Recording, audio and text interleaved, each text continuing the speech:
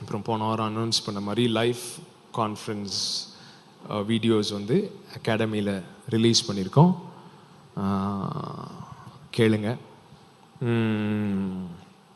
ஏன் இதை கேட்பது ரொம்ப முக்கியம் அப்படின்னு பார்த்தீங்கன்னா, இப்போ நேற்று பாஸ்டர் ஆப்ரஹாம் சார்ல்ஸ் வந்து இறந்துட்டார் அப்படின்னு கேள்விப்பட்டிருப்பீங்க. தேவனால் பயன்படுத்தப்பட்ட ஒரு பாத்திரம் இறந்துட்டார்.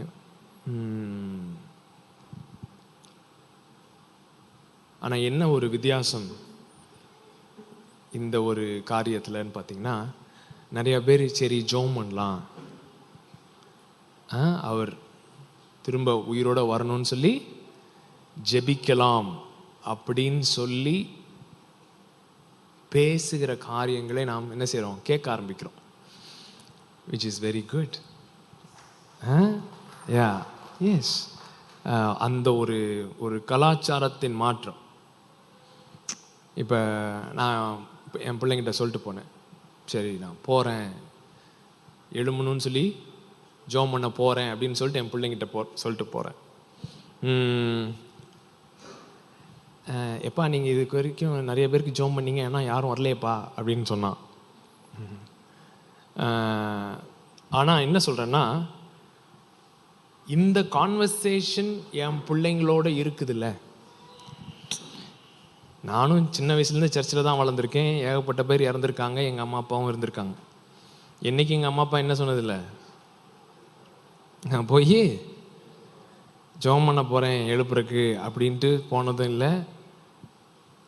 அப்படிலாம் மைண்ட் என்ன செய்கிறதும் கிடையாது, போகிறதும் கிடையாது. Now we are having this conversation. Yeah. So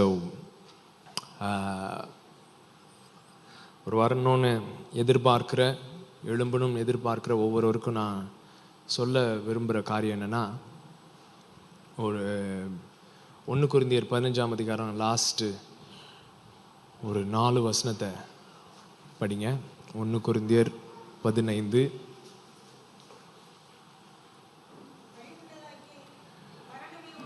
வசனம் நம்பர் 55, 15:55.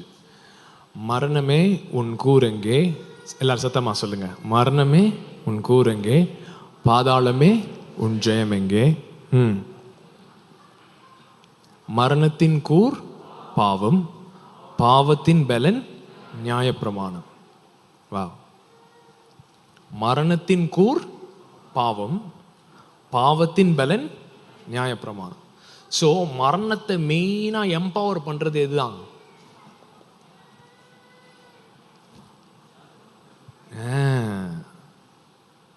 மரணத்தை பூமிக்குள்ள கொண்டு வந்தது எது? பாவமா? பாவம்தான். ஆனா என்ன பாவம்? பாவம் எப்படி வந்தது?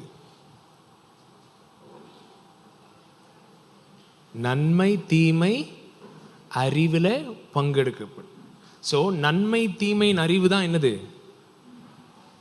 நியாயப்பிரமாணம். ஸோ மரணத்தை உள்ள கொண்டு வரது எதுதான்? அந்த நன்மை தீமையின் அறிவு. ஓ, நல்லது செஞ்சா ஆண்டவர் ஆசீர்வதிப்பாரு, கெட்டது செஞ்சா பனிஷ் பண்ணிடுவாரு. இந்த ஒரு வியூ தான், இது நல்லது இது கெட்டது, இவெல்லாம் நல்லவன் இவெல்லாம் கெட்டவன் அப்படின்னு சொல்லி இந்த நன்மை தீமையின் அறிவிலிருந்து ஆப்ரேட் பண்ண ஆரம்பிக்கிறது தான் எதற்கு காரணம்? மரணத்திற்கு காரணம். இப்போ இவனுக்கு 2 பேரும் சண்டை போடுறானுங்க வைங்களேன், ஆஷிஷும் பிளஸியும். என்னன்னு சண்டை போடுறாங்கன்னு நினைக்கிறீங்க? Every husband and wife fight என்னது?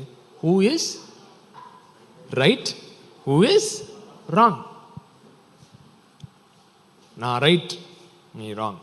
ஸோ இந்த ரைட் ராங்குள்ள வரும் பொழுது தான் என்ன வருது? மரணம் வருகிறது. அது உறவின் மரணமோ எந்த விதமான மரணமோ, மரணத்திற்கு காரணம் எது? என்னதான் வருது? Knowledge of good and evil. அதனால தான் ஆண்டவர் சொல்லிட்டாரு, எப்பா எது பக்கத்துனாலும் போ, எதனாலும் சாப்பிடு, எதை மாத்திரம் சாப்பிடாத,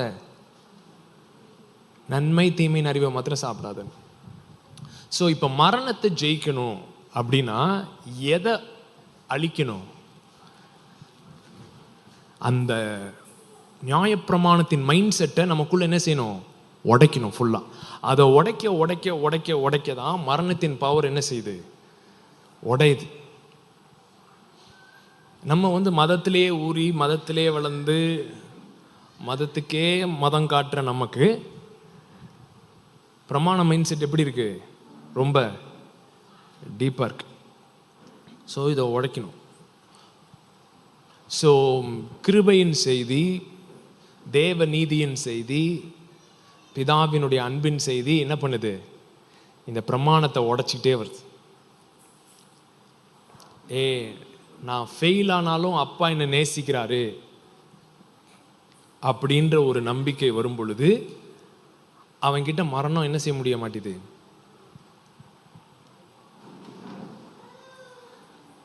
சரி, அடுத்த வசனம். நம்முடைய கர்த்தராகிய, சத்தமா சொல்லுங்க, நம்முடைய கர்த்தராகிய இயேசு கிறிஸ்துவினாம் நமக்கு ஜெயம் கொடுக்கிற தேவனுக்கு ஸ்தோத்திரம். இந்த வசனத்தை எல்லாத்துக்கும் யூஸ் பண்ணுவோம். 12ஆப்ல பாஸ் ஆனதுக்கு கிறிஸ்து ஜெயம் கொடுக்கிற தேவனுக்கு ஸ்தோத்திரம். அப்புறம் வீசா கிடைச்சா ஜெயம் கொடுக்கிற தேவனுக்கு ஸ்தோத்திரம். வீட்டில் வேலைக்கார அம்மா கிடைச்சா ஜெயம் கொடுக்கிற தேவனுக்கு ஸ்தோத்திரம் சொல்லி எல்லாத்துக்கும் இதை சொல்லி சொல்லி இது. ஆனால் எதுக்கு, என்ன ஜெயம் பற்றி போட்டிருக்கு? மரணத்தின் மீதான ஜெயத்தை பற்றி கொடுத்து. உங்களுக்கு கொடுக்குற ஜெயத்தில் முக்கியமான ஜெயம், இயேசு கொடுக்குற ஜெயம் என்னது? மரணத்தின் மீது ஜெயத்தை தருகிறான். அவர் சொல்றாரு, மரணத்தையும் பாதாளத்தையும் நான் என்ன செஞ்சிருக்கேன்? ஜெயிச்சிருக்கேன். அதனுடைய திறவுகோள்கள் என் கையில் இருக்கு. தரமாட்டேன், நான் போயிடுவேன் அப்படின்றதுக்கா போய் சாவி எடுத்தாரு.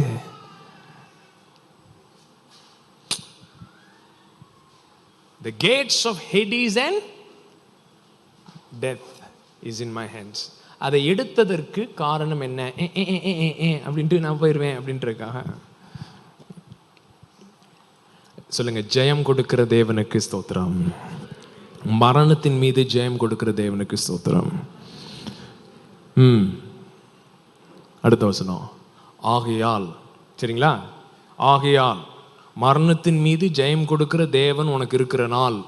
ஆகையால் எனக்கு பிரியமான சகோதரரே, கர்த்தருக்குள் நீங்கள் படுகிற பிரயாசம். போய் போய் ஜெபம் பண்றீங்க பாருங்க, போய் போய் எந்திரிக்கணும் ஜெபம் பண்றீங்க பாருங்க. அது என்னது? கர்த்தருக்குள் நீங்கள் படுகிற பிரயாசம் விருதாவாய் இராதென்று அறிந்து நீங்கள் உறுதிப்பட்டவர்களாயும் அசையாதவர்களாயும் கர்த்தருடைய கிரியையிலே எப்பொழுதும் பெருகுருளாயும் இருப்பீர்களாக. ஆகையால் be immovable, be steadfast in your labor. எப்படி ரைட் பிரதர்ஸ்னு ஒருத்தங்க இருந்தாங்க தெரியுமா? RIGHT இல்லை, WRIGHT, ரைட் பிரதர்ஸ். அவங்க என்ன பண்ணாங்க? ஏரோப்ளைன் கண்டுபிடிச்சாங்க. ஏரோப்ளைன் எப்படி கண்டுபிடிச்சாங்க?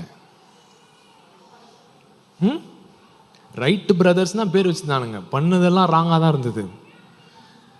கையில் மாட்டிக்கிட்டு போய் போய் போய் போய் மலை குன்றிலிருந்து இப்படி இப்படி இப்படி இப்படி பண்ணி பண்ணி குதிச்சானுங்க. எத்தனை எலும்பு உடைச்சானுங்கன்னு தெரியல. எத்தனை பேர் அவனுங்களை நம்பி ட்ரை பண்ணி அவனுங்க எலும்பு உடைஞ்சதுன்னு தெரியல. ஆனால் பண்ணிகிட்டே இருந்தாங்க. ஏன்னா சொன்னாங்க, காக்கா பறக்குதே, காக்கா பறக்குதே, காக்கா பறக்க முடியுதுன்னா நம்மளாலையும் பறக்க முடியுமே அப்படின்னு அவனுக்குள்ள ஒரு எண்ணம். காக்கா எதனால பறக்குது?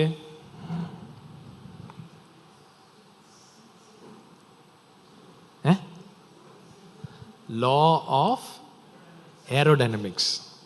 லா ஆஃப் ஏரோடைனமிக்ஸ்னால தான் காக்கா பறக்குது. லா ஆஃப் ஏரோடைனமிக்ஸ் என்னைக்கு வந்துச்சு? என்னையிலிருந்து வேலை செய்ய ஆரம்பிச்சது? என்னைக்கு காக்கா வந்துச்சோ அன்னையிலிருந்து லா ஆஃப் ஏரோடைனமிக்ஸ். அதான். ஆனால் கண்டுபிடிக்கிறதுக்கு, மனுஷனுக்கு கண்டுபிடிக்கிறதுக்கு இப்படி ஒரு லா இருக்குது, இதில் தான் இதுங்க ஆப்ரேட் பண்ணுதுங்க, இதனால தான் இதுங்க ஜில்லுன்னு அப்படி பறக்குதுங்க ஒவ்வொருத்தரையும் அப்படின்னு மனுஷன் கண்டுபிடிக்கிறதுக்கு எத்தனை வருஷம் ஆகிப்போச்சு? பல ஆயிரம் வருஷம் ஆகிப்போச்சு. கண்டுபிடிச்ச பிறகும் அதை மாஸ்டர் பண்ணுறதுக்கு ஏகப்பட்ட ஃபெயிலியரை சந்திக்க வேண்டியதாக இருந்தது. ஆனால் ஒரு பர்டிகுலர் பாயிண்டில் அந்த ரைட் பிரதர்ஸ் மைண்டில் ஒரு சிக் அப்படின்னு ஒரு கிளிக் உண்டாகி என்ன செய்ய ஆரம்பிச்சிட்டானுங்க? பறக்க ஆரம்பிச்சிட்டானுங்க. இன்னைக்கு என்ன பண்ணுறோம்? வந்துருப்பா அப்படின்னு சொல்கிறோம். பாட்டி முதற்கொண்டு இன்னைக்கு என்ன பண்ணிக்கிட்டு இருக்கு?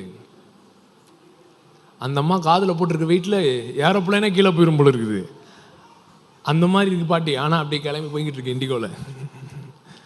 எப்படி? என்னைக்கோ ஒருத்தன் வந்து என்ன பண்ணான்? அதற்குரியதான கிரயத்தை செலுத்தினான். இருக்குன்னு தெரியும், ஆனால் எப்படி ஆப்ரேட் பண்ணுறதுன்னு கண்டுபிடிக்கிறதுக்கு அவன் ஏகப்பட்ட என்ன பண்ணான்? அவன் முடிவு பண்ணியிருக்கான்னு வச்சுக்கோங்க. 2 தடவை கீழே விழுந்த பிறகு யாரை ஏமாத்த ட்ரை பண்ணிக்கிட்டு இருக்கோம்? எல்லாரும் நடந்து தானே போய்கிட்டு இருக்கானுங்க. திடீர்னு நம்ம மாத்திரம் பறக்கணும்னா பறப்பேன், இது பறப்பேன் அப்படின்னா இதெல்லாம் வேலைக்கு ஆகாது அப்படின்னு அவன் ஃப்ரெண்ட்ஸ் சொல்லியிருப்பானுங்களா இல்லையா?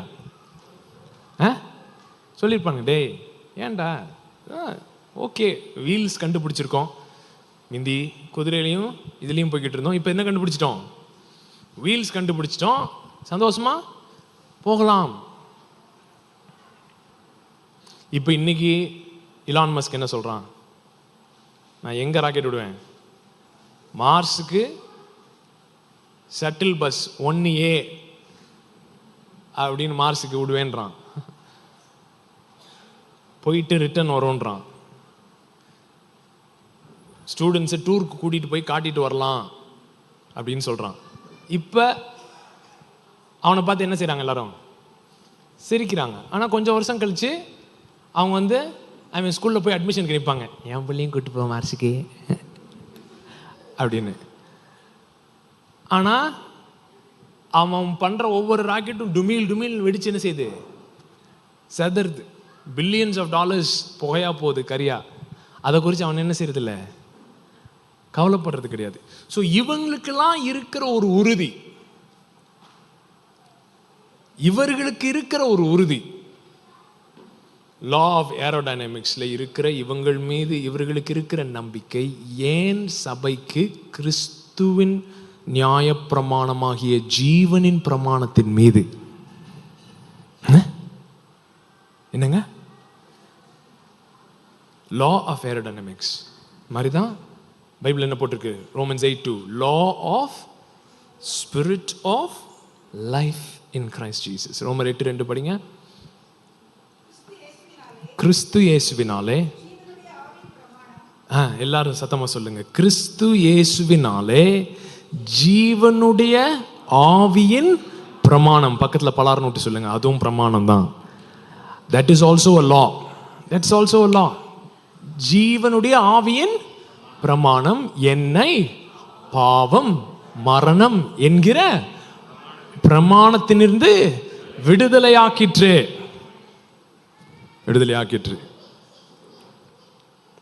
ஆகையால், பக்கத்தில் சொல்லுங்க, ஆகையால் விடுதலையாக்கிற்று. ஆகையால் நீங்கள் அசையாதவர்களாயும் உறுதிப்பட்டவர்களாயும் நீங்கள் படுகிற பிரயாசம் விருதாவாய் இராதென்பதை அறிந்தவர்களாயும்.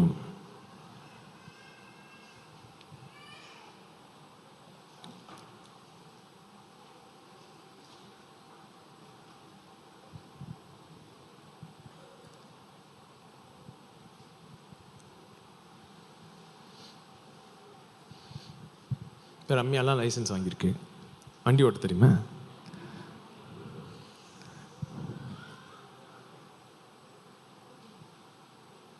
சாம் பிரபா கூட தான் துபாயில் லைசன்ஸ் வாங்கினா. துபாயில் லைசன்ஸ் வாங்குறதுன்றது இப்போ நம்ம ஊர் லைசன்ஸ் வாங்குற மாதிரி கிடையாது. அடிக்கடி என்ன பண்ணி விட்ருவானுங்க? ஃபெயில் பண்ணி விட்ருவோம். ஃபெயில் உடனே விட்டுடுறோமா? உங்களுக்கு தான் யூஎஸில் வீசா தரமாட்டேன்ட்டான், விட்டிங்களா என்ன? போய் ட்ரம்ப்பு குறவலையை பிடிச்சிருக்க மாட்டீங்க? எப்படா எல்லாரும் போயிட்டானுங்க, என்ன மாத்திரம் என்னால் போக விட மாட்டேன். மற்ற எல்லாத்துக்கும் என்ன பண்ணுறோம்? ட்ரை பண்ணுறோம். ஜீவன்ற ஒரு மேட்டரில் வந்து என்ன செஞ்சிடறோம்? ஈஸியாக கிவ் அப் பண்ணிடுறோம். சொல்லுங்க, கண்டினியூ. Okay, wonderful. So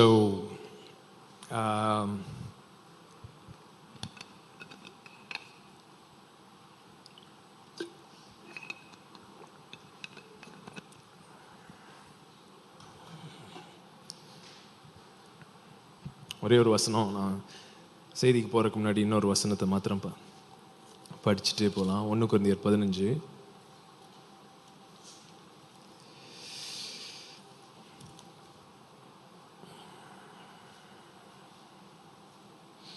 13, 14, 15 எல்லாரும் சத்தமாக படிங்க. மரித்தோரின் உயிர் தெழுதல் இல்லாவிட்டால் கிறிஸ்துவும் எழுந்திருக்கவில்லையே. கிறிஸ்து எழுந்திருக்கவில்லை என்றால் எங்கள் பிரசங்கமும் விருதா, எங்கள் விசுவாசமும் விருதா. உயிர் தெழுதலை விசுவாசிக்கலைன்னா நம்ம இங்கே பண்ணுற கேமே வேஸ்டான். நம்முடைய பிரசங்கமும் விருதா, விசுவாசமும் விருதா. மரித்தோரின் உயிர் தெழுதல் இல்லை என்றால், எந்த மதமும் சொல்லாத ஒரு காரியத்தை சுவிசேஷம் சொல்லுது. மரணத்தை இயேசு ஜெயித்தார். மரணத்தினாலே விழுங்கப்பட்டவர்கள் மறுரூபமாக்கப்படுவார்கள்.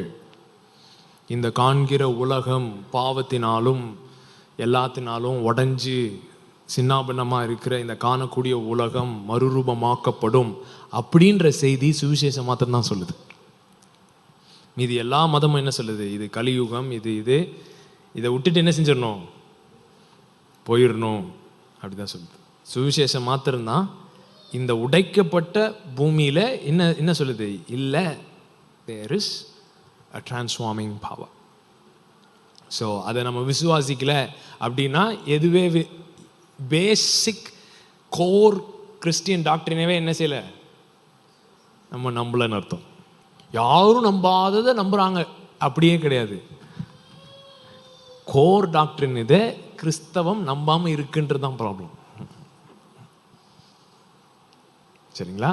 மரித்தோரின் உயிர்த்தெழுதல் இல்லாவிட்டால் கிறிஸ்து எழுந்திருக்கவில்லை. கிறிஸ்து எழுந்திருக்கலைன்னா எங்களுடைய பிரசங்கம் விருதா, விசுவாசம் விருதா. Okay, good. ஸோ போன வாரம் எதை பற்றி பார்த்தோம்? அதை வேற ஏன் ஞாபகப்படுத்துறீங்க அப்படின்றீங்களா? எதை பற்றி பார்த்தோம்? மன்னிப்பு பற்றி பார்த்தோம்.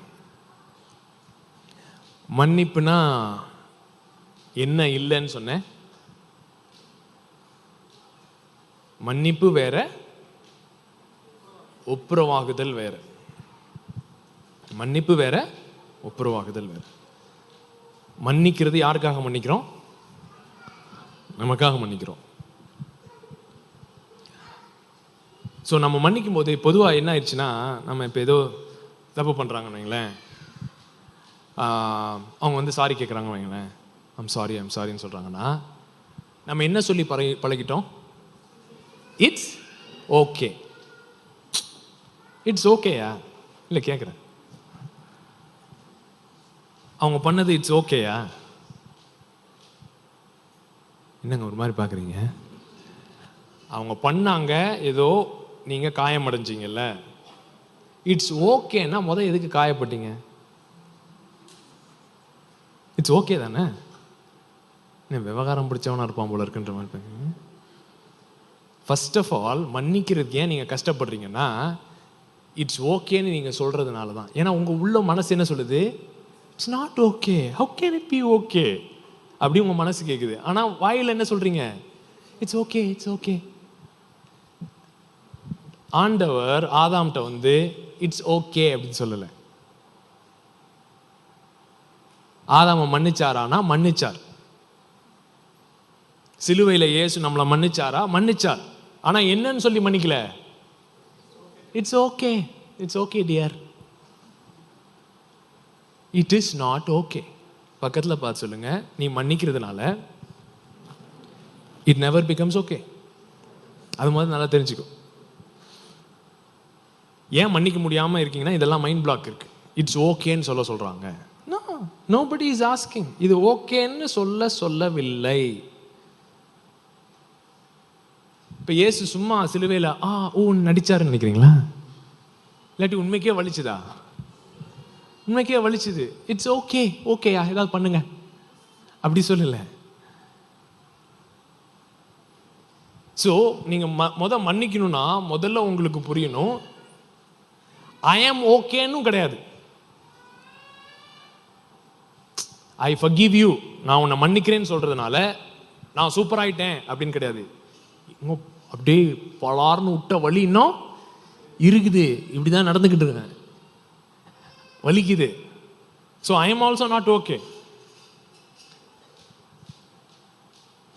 நான் மன்னிக்கிறேன்னு சொல்றதுனால நான் நல்லாயிட்டேன்னு கிடையாது.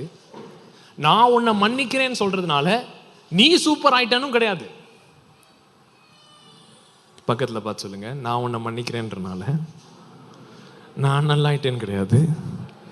நான் உன்னை மன்னிக்கிறேன்றனால நீ சூப்பராக அப்படியே ஏஞ்சல் மாதிரி ஆயிட்ட, இனிமேல் உன்கிட்ட இருந்து எந்த பாதிப்புமே வராது, இனிமேல் உன்கிட்ட இருந்து எந்த விதமான காயங்களும் ஏற்படாது அப்படின்னும் கிடையாது. It's not saying I am okay, it's not saying you are okay, and it's not saying it's okay, it's not saying we are okay, சரி வா கட்டி பிடிச்சிக்கலாம். இது எதுவுமே எது கிடையாது, ஃபர்கிவ்னஸ் கிடையாது.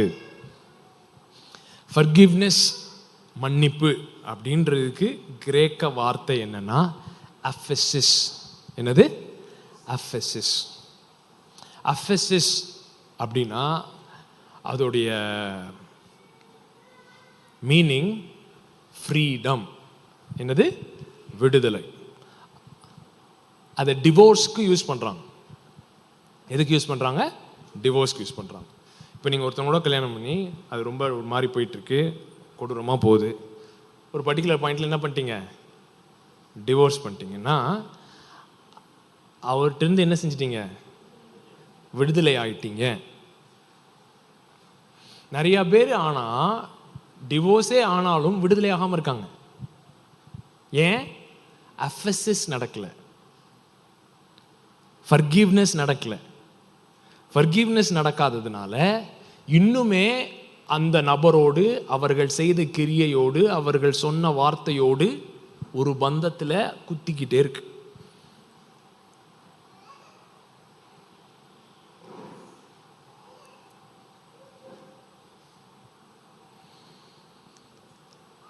ஒரு பொண்ணு ஒரு வீடியோவில் பேசி இருந்துச்சு. அது சொல்லிச்சு, என் தம்பியோடைய ஃப்ரெண்டு வந்து வீட்டில் வந்து என் தம்பியவும் எங்கள் அம்மாவையும் சுட்டு கொன்னுட்டான். ஸோ அவனை ஜெயிலில் போட்டாங்க.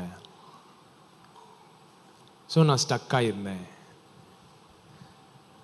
எத்தனை வருஷம் ஆனாலும் நான் ஸ்டக்காகவே இருந்தேன் அந்த இன்சிடெண்ட்டில்.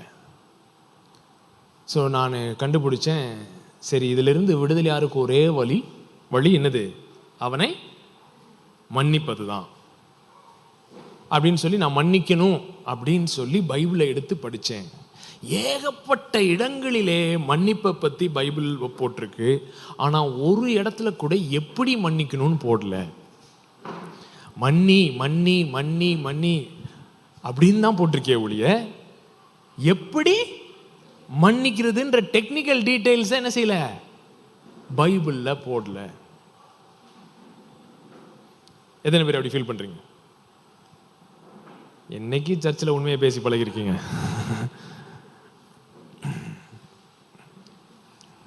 மன்னி மன்னி மன்னின்னு போட்டிருக்கு, ஆனா எப்படி மன்னிக்கிறதுன்னு போடலை. அப்படின்னா என்ன அவங்க எதிர்பார்க்குறாங்கன்னா, நீங்கள் செய்ய வேண்டிய 5 காரியங்கள், முதலாவது இது பண்ணுங்க, அந்த மாதிரி பைபிளில் போடலைன்னு. ஆனால் பைபிளில் என்ன போட்டிருக்கு? எபேசியர் 4 அதிகாரம் கடைசி வசனத்தில்,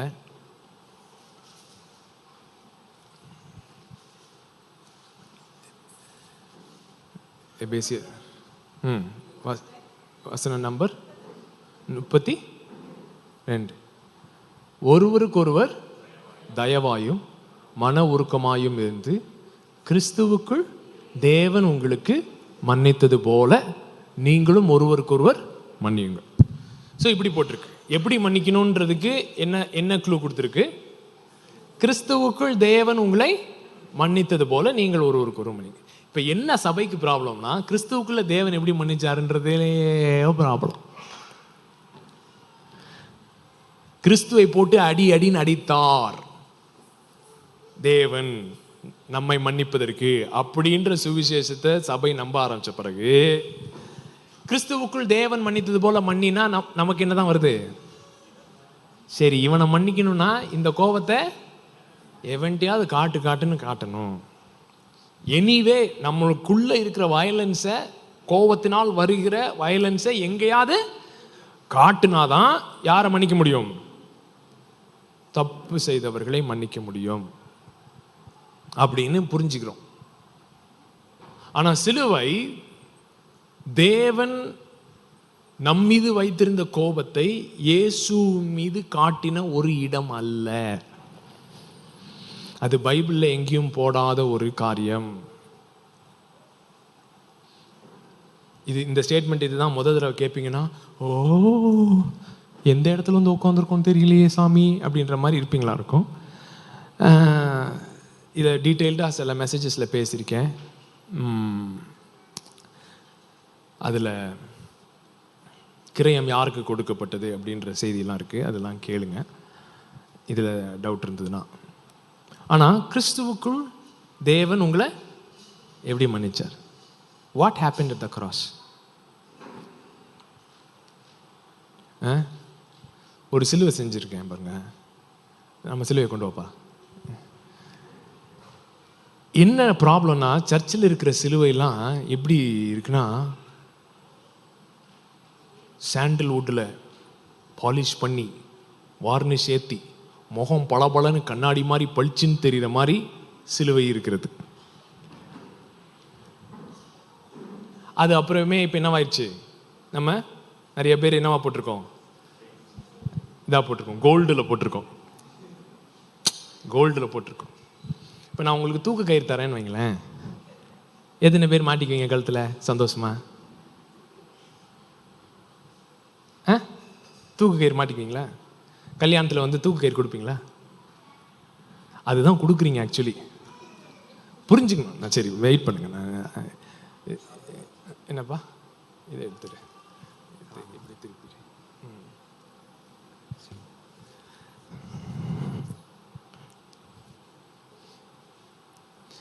இதை வந்து நேற்று பண்ணும்போது அந்த இவர் சொன்னார், இது பார்க்க நல்லா இல்லையே சார் அப்படின்னாரு. இது பார்க்க நல்லா இல்லையே சார், அதுதான் பாயிண்ட். சிலுவை பார்க்கும்போது எப்படி இருக்கக்கூடாது? நல்லா சூப்பராக இருக்கே சிலுவைன்னா உனக்கு கான்செப்டே புரியலன்னு அர்த்தம். சிலுவை இதை விட கொடூரமாக இருக்கணும், என்னால் பண்ண முடியல.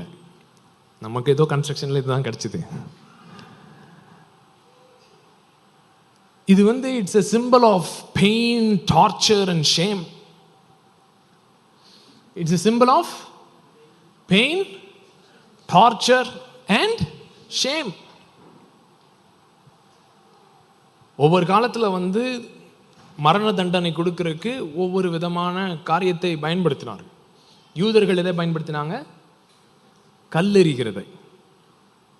ரோமர்கள் எதை பயன்படுத்தினாங்க? சிலுவையை பயன்படுத்தினாங்க. அமெரிக்கன்ஸ் எதை பயன்படுத்துகிறாங்க? எலக்ட்ரிக் சேரை பயன்படுத்துகிறாங்க. நாம் எதை பயன்படுத்துகிறோம்? தூக்கு கயிறை பயன்படுத்துகிறோம். ஆனால் எல்லா கான்செப்டும் இப்போ மற்ற இமேஜோட நீங்கள் எதை, இப்போ தூக்கு கயிறு அப்படின்னு சொன்னால் உங்களுக்குள்ள என்ன ஃபீலிங் வருது? எலக்ட்ரிக் சேருன்னு சொன்னால் என்ன ஃபீலிங் வருது? கல்லெறிஞ்சு கொள்றதுனா என்ன ஃபீலிங் வருது? அந்த ஃபீலிங் வந்து சிலுவைன்னு சொன்னா வரலன்னா சிலுவையை குறித்து தப்பா புரிஞ்சு வச்சிருக்கீங்கன்னு அர்த்தம்.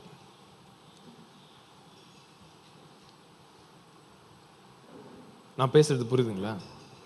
ஸோ இன்ஃபேக்ட் வந்து பிலாத்து சொல்றாரு, உங்கள் நியாயப்பிரமாணத்தின்படியே நீங்க இவர் என்ன செய்யுங்க, நியாயம் தீருங்க. என்ன இவர் ரிமூவ் பண்ணணும்னு நினைக்கிறீங்க, கல்லெறிஞ்சு கொண்டுருங்க. உடனே அவங்க அதுக்கு என்ன சொல்றாங்க, எங்களுக்கு சிலுவையில் அறையிற உரிமை எங்கிட்ட கிடையாது. இவர் சும்மா சாகக்கூடாது, கல்லெறிஞ்சு கஷ்டப்பட்டு சாகணும்.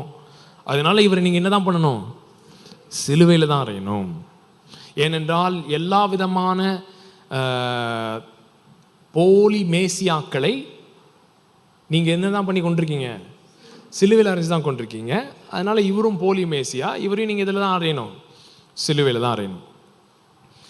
அதனால பிதாவும் பரிசுத்தாவியானவரும் இயேசுவும் சேர்ந்து முடிவு பண்ணுது என்னன்னா, செத்தா சிலுவையில் தான் சாவேன், சாகணும் முடிவாகி போச்சு.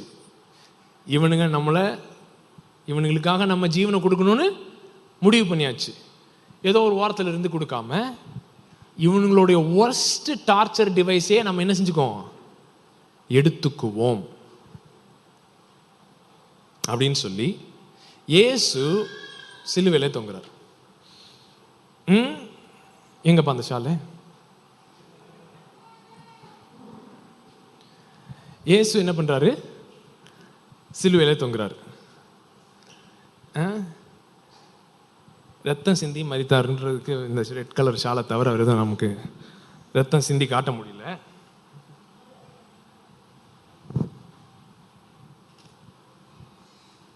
என்ன பண்றாரு, இயேசு சிலுவையில் ரத்தம் சிந்தி மரிக்கிறார். அந்த சிலுவையில் ரத்தம் சொட்டுது பாருங்க. இந்த சிலுவையில் ரத்தம் சொட்ட சொட்ட நம்ம டார்ச்சர் பண்ண சொட்ட சொட்ட அவர் வாய் திறந்து என்ன சொல்றாரு, ஃபாதர், பிதாவே இவர்களுக்கு மன்னியும். ஸோ ஒருத்தவங்களை மன்னிக்கும் பொழுது ஒரு ரத்தம் சிந்துதல் இருக்கிறது. ரத்தம் சிந்துதல் இல்லாமல் மன்னிப்பு கிடையாது அப்படின்ற கான்செப்டை எப்படி நம்ம புரிஞ்சுக்கிட்டோம்னா, அங்க பிதா உள்ள உட்காந்துருக்காரு ரூம்ல, அவர் என்ன கேட்கிறாரு, ரத்தம் கேட்கிறாரு. நம்ம ஆட்டு ரத்தத்தை அப்படியே கொண்டு போறோம், அவரு பிடிக்கல, மாட்டு ரத்தத்தை கொண்டு போனோம், அதுவும் பிடிக்கல அப்படின்ன உடனே கடைசியில் சரி உனக்கு எதுவுமே பிடிக்கலையா அப்படின்னா இயேசு கிறிஸ்துவோட ரத்தமாவது பிடிக்குதான்னு பார்ப்போம். இயேசு கிறிஸ்துவே ரத்தம் சிந்தினே அப்படின்ட்டாருன்ட்டானு.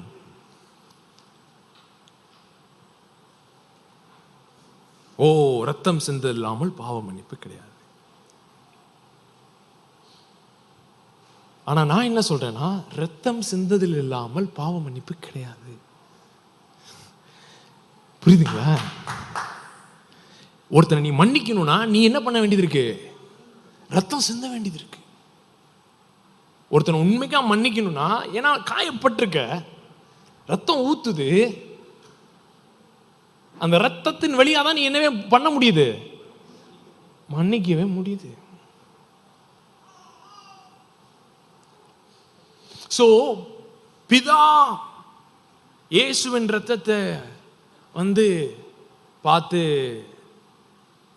சந்தோஷப்பட்டாரு அப்படின்னு நான் எந்த விதத்தில் சந்தோஷப்பட்டார்னா, அப்படி இல்லை, தன்னையவே இந்த மனுக்குலத்திற்காக ஊற்றி கொடுத்த ரத்தத்தை பார்த்து, self giving love, self sacrificing லவ்வை பார்த்து அவருடைய இருதயம் என்ன பண்ணுதான், அது உகந்த வாசனையா ஏற்றுக்கொண்டார். சோ ஒருவன் எனக்கு பின்னே வர விரும்பினால் அவன் தன்னைத்தான் வெறுத்து சிலுவை எடுத்துக்கொண்டு எனக்கு பின்னே வர கடவன் சொன்ன உடனே, குட் ஃப்ரைடே இன்னைக்கு எவனையாவது பிடிச்சி சிலுவத்தை கூட்டுறோம். ஓ, இதைத்தான் இயேசு சொன்னார். அந்த வீடியோ போடுங்கப்பா, நான் போட்டிருந்த வீடியோவை.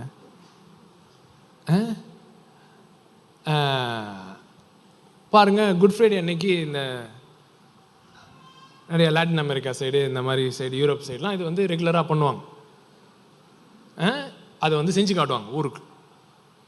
இயேசு பார்த்தீங்கன்னா சிலுவையை தூக்கிட்டு போகணும், அவங்கெல்லாம் அடித்து கொண்டு போவாங்க. அப்படி கொண்டு போயிட்டு இருக்கும்போது ஒரு மேட்டர் இருந்தது, எடுக்க முடியுதா? ஒன்று இப்படி நினச்சிக்கிறோம் சிலுவையை தூக்குறதுனா, இல்லைன்னா இந்த மாதிரி கழுத்தில் சிலுவை செயின். நீங்கள் அதனால் சிலுவை செயின்லாம் எடுத்துடாதீங்க, மாட்டிக்கோங்க, பெருசாக கூட மாட்டிக்கோங்க. ஆனால் அது என்னன்றதை புரிஞ்சுக்கிட்டீங்கன்னு வச்சுக்கோங்களேன், உங்களுக்கு மன்னிப்பது உங்களுடைய பிளட்டில் கலந்துரும். எதுக்கு கல்யாணத்தில் சிலுவையை கொடுக்குறோம்? புரிஞ்சுதா? இப்போ ஆடா பாவிகளா சொல்லாம இது தாலி செயின்னு சொல்லி கொடுத்துருக்கானுங்க, இதுக்குள்ள இவ்வளோ ரகசியத்தை வச்சிருக்கானுங்க, இதை சொல்லி இருந்தா நான் கல்யாணத்துக்கே வந்திருக்க மாட்டேன். இன்ஃபேக்ட் ஜீசஸ் கல்யாணத்தை பத்தி எக்ஸ்பிளைன் பண்ணோன்னே டிசைபிள்ஸ் என்ன சொன்னானுங்க? நீங்க சொல்றத பார்த்தா கல்யாணம் பண்ணாமே இருக்கலாம் போல இருக்கே அப்படின்னு இயேசுட்ட யாரு பதில் சொல்றா? சீஷர்கள் பதில் சொல்றாங்க. என்ன விஜய்?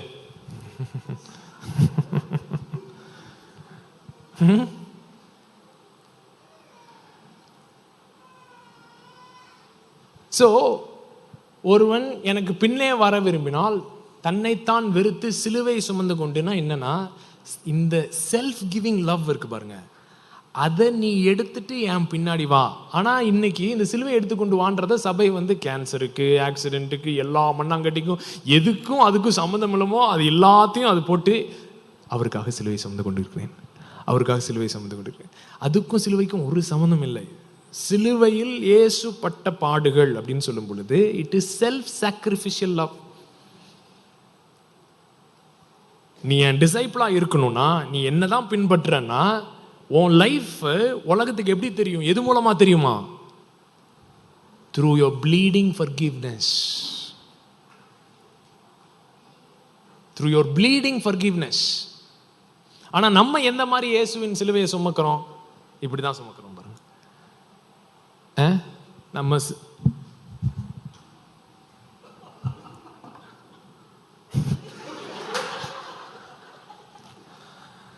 நம்ம வந்து இயேசு மாதிரி சுமக்க ட்ரை பண்ணும் பொழுது ஓகே, ஒரு அடிக்கு ஓகே, 2 அடிக்கு ஓகே, 3வது அடி பலமா பட்டவொன்னு கொய்யால ஏன்டா டே நடிச்சா உடனே போட்டு அடி அடி நடிப்பியா? நானும் எவ்வளோ தடவை தான் இயேசு மாதிரி நடிக்கிறது. இதுதான் உங்க திருமணத்தில் நடக்குது.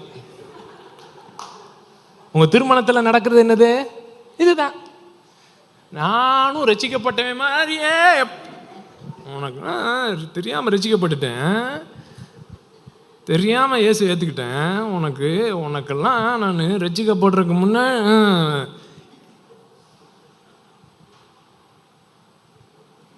போதும் பாருங்க.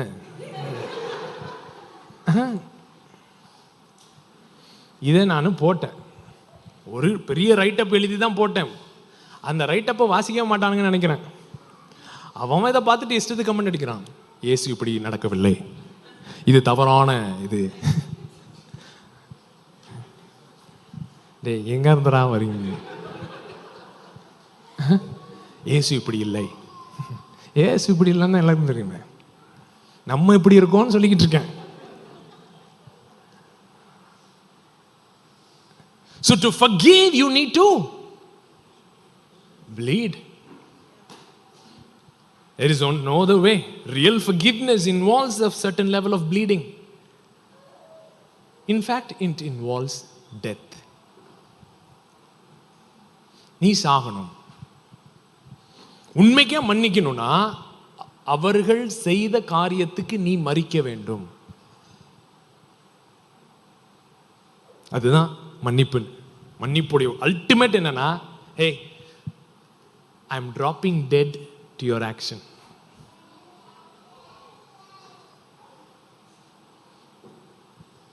கெட்ட குமாரன் ஒரு குமாரன் தான். அவன் வந்து என்ன பண்ணானா, அப்பாட்ட வந்து என்ன கேட்டானா, பா நானும் வெயிட் பண்ணி பார்த்தேன், நீங்களா யூத்தில் ஆப்ரேட் பண்ணிக்கிட்டு இருக்கீங்க, இன்னைக்குள்ள எனக்கு காசு வரும் மாதிரி தெரியல, அதனால சரி நீங்கள் சாகிறப்ப சாகுங்க, ஆனால் செத்த மாதிரி இப்போ எனக்கு என்ன கொடுத்துருங்க, சொத்தை கொடுத்துருங்கன்னு கேட்டான். ஸோ சொத்தை கொடுத்துருங்கன்னு கேட்டான்னா அவன் என்ன கேட்குறான், செத்து தொலைங்கன்னு சொன்னான்னு அர்த்தம். ஸோ அப்பா சொத்தை கொடுத்தாருன்னு அர்த்தம்னா என்ன பண்ணாருன்னு அர்த்தம், உனக்காக நான் என்ன செய்கிறேன், சாகுறேன் அப்படின்னு செத்துட்டார். அப்பாவே முதல்ல என்ன செஞ்சிட்டாரு, செத்துட்டார். ஸ்டோரியில் முதல்ல அப்பா செத்துட்டார். நல்லா கவனிங்க, இன்னைக்குமே காஸ்பல் ஸ்டோரியில் முதல்ல செத்துடுறது அப்பா தான்.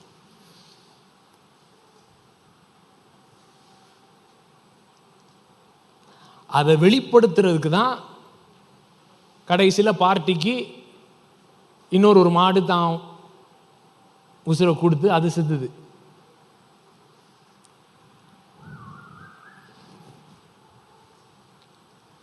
மன்னிக்கிறதுன்றது அவன் திரும்பி வந்து மனம் திரும்பி கேட்டதுனால மன்னிக்கல பிதா. என்னைக்கு அவன் வந்து நீ சாகலையான்னு கேட்ட உடனே செத்து மன்னித்தார் பிதா. ஃப்ரீடம், எஃபெசஸ். உன் ஆக்ஷனோட என்னுடைய ஹார்ட்டை நான் என்னைக்குமே கனெக்டடாகவே வச்சுக்கிட்டே இருக்க மாட்டேன்.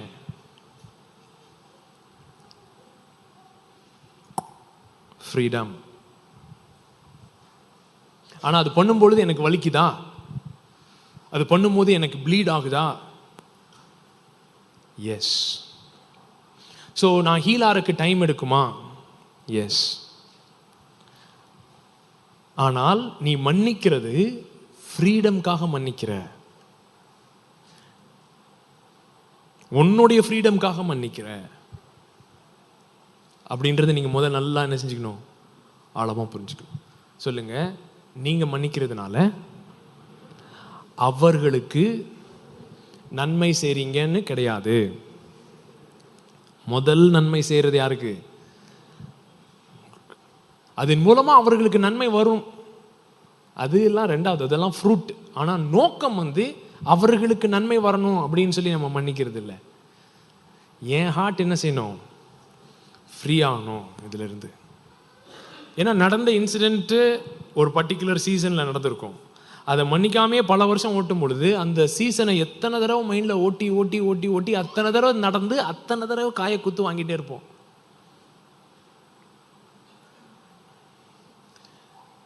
1983 நினைக்கிறேன், நான் உனக்கு அனுப்பின ஃபோட்டோஸ். 1981 மே 13 போப் ஜான் பால் II வந்து ஒரு ப்ரொசஷனில் போயிட்டுருக்கும் போது அலி அஜா, அது சரியா எனக்கு ப்ரொனன்சியேஷன் தெரில, முகமது அலி அஜான்னு சொல்லி ஒரு தீவிரவாதி, ஒரு ஃபெனட்டிக் என்ன பண்ணிட்டாரு, கிறிஸ்டியன்ஸை பிடிக்காது அப்படின்ட்டு டப்புன்னு வந்து யாரை சுட்டுட்டா, போப் ஜான் பால் II சுட்டுட்டான். கொஞ்சம் ஜூம் பண்ணுங்களேன் அவர் ஃபேஸ். இப்போ வந்து இப்போ அவர் சுடும்போது இவருக்கு வலிச்சிருக்குமா, வலிச்சிருக்காதா, ஐ ஜாலி அப்படின்னு இருந்தாரு. அவர் ஃபேஸில் ஒரு ஷாக் இருக்கு, என்னடா இப்படி பண்ணிட்டியே, நான் எதிர்பார்க்காத பண்ணிட்டியே, ஏன் இப்படி பண்ண, இந்த கேள்விகள்லாம் அவர் முகத்தில் தெரியுது. ஸோ ஒரு ஆஸ்பத்திரி கொண்டு போகிறாங்க. முகமது அலி எங்கே கொண்டு போகிறாங்க, ஜெயிலுக்கு கொண்டு போகிறாங்க. இவர் ஆஸ்பத்திரியிலேருந்து வெளியே வந்த உடனே முதல்ல போய் அவனை ரூமில் மீட் பண்ணுறார். It became a news.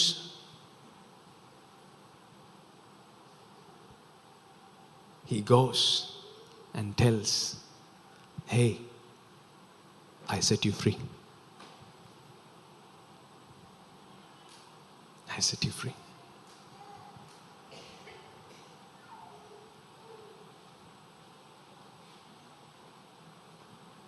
இதுக்கு அடுத்த picture, Then they became friends. And then that guy came out and gave his life.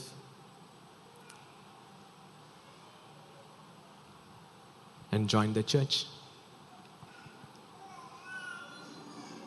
So, கிறிஸ்தவம் உலகத்துக்கு காட்ட வேண்டிய காரியம் என்னது? To bleed and to forgive. ரத்தம் சிந்திட்டே மன்னிக்கிறது தான் நம்முடைய செய்தி. ரத்தம் சிந்திட்டே மன்னிக்கிறது தான் நம்மளுடைய பவர். பவரை நீங்க ரீடிஃபைன் பண்ண பாருங்க. பவர் வயலன்ஸ்ல இருக்கிறது பேர் பவர் கிடையாது, அது ஃபேக் பவர். சொல்லுங்க, வன்முறையில் இருப்பது போலியான வல்லமை. ஒருத்தர் அடிச்சா நீங்க திருப்பி அடிக்கிறதுக்கு என்ன தேவையில்லை? ட்ரூ பவர் தேவையில்லை. ட்ரூ பவர் எங்க தான் ரிவீல் ஆகுது? To bleed and to forgive. இவன் அவனை சுட்டதுனால போப்பை தன்னை வெறுக்க வைக்க முடியல பாருங்க. ஸோ ஆண்டவர் என்ன சொல்றாருன்னா, டே நீ என்னதான் என்ன பண்ணாலும் நான் உன்னை லவ் பண்றதை நீ ஸ்டாப் பண்ண முடியாது. அந்த அளவுக்கு உனக்கு என் மேல பவர் கிடையாது.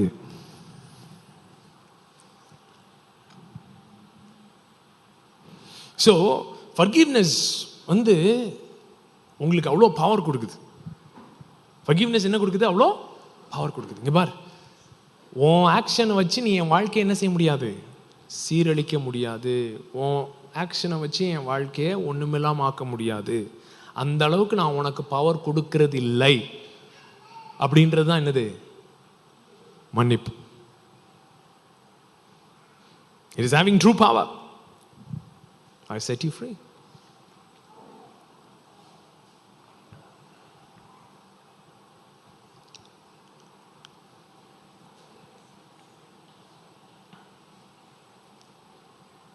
அப்போஸ்தலர் 7ஆம் அதிகாரம். ஸ்தேவான் பயங்கரமான ஒரு பிரசங்கம் பண்றார். சபை அப்பதான் ஆரம்பிச்சு கொஞ்ச நாட்கள் ஆயிரு. பயங்கர பிரசங்கம். மதவாதிகளுக்கு மதம் பிடித்து கோபம் தலைக்கு மேலே ஏறி என்ன பண்ணாங்களாம்? தங்கள் காதுகளை அடைத்து கொண்டு சட்டைகளை கிழித்து கல்லை எரிந்து அவனை போட்டு கல்லெறிஞ்சு கொள்றாங்க. அவன் கல்லெறிஞ்சு கொள்ற போது அவன் என்ன பண்றான்னா,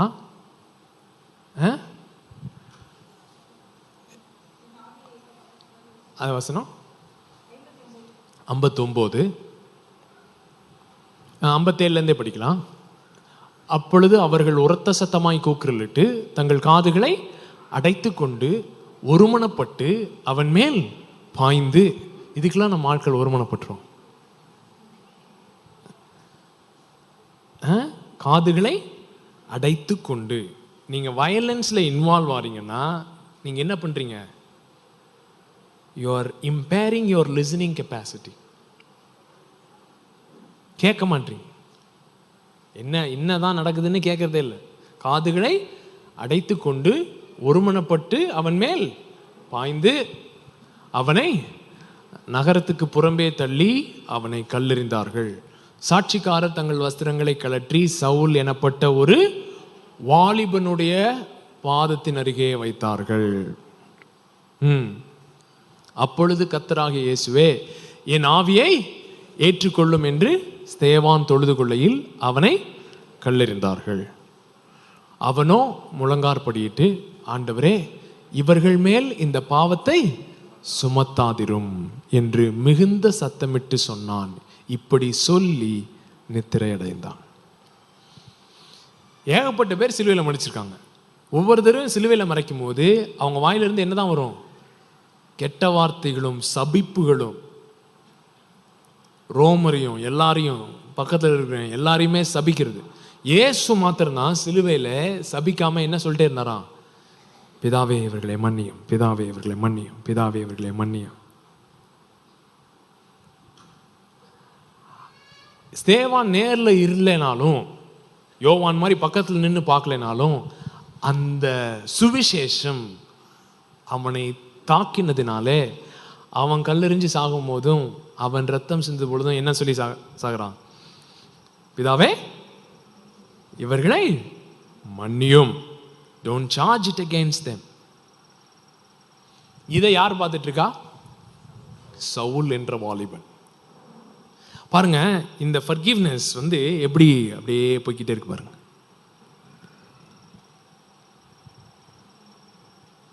இது அப்படியே டிரான்ஸ்ஃபார்ம் பண்ணுது ஓவராலா. ஒவ்வொருத்தவங்களுடைய வயலன்ஸியா இது ரீச் பண்ணுது. ஸோ தேவன் இந்த உலகத்தை மறுரூபமாக்கக்கூடிய ஒரு நல்ல காரியத்தை தான் நமக்கு ஆண்டவர் பவராக கொடுத்துருக்காரு. ஆனால் இதை நம்ம செல்ஃப் சாக்ரிஃபிஷியல் லவ்வா பார்க்காம சிலுவையை தேவன் நியாயத்தை தீர்த்த காரியம், பழி வாங்கின ஒரு இடமா மாத்தினதுனால நமக்கு இன்னைக்கு உலகத்துக்கு கொடுக்கறதுக்கு ஒண்ணுமே இல்லாம போயிடுச்சு. உலகமும் மறுரூபமாகாமே இருக்கு. 2000 வருஷமா சபை இதிலேயே போயிருந்ததுன்னா கொஞ்ச நாள் கழிச்சு சபை என்ன ஆயிடுச்சு?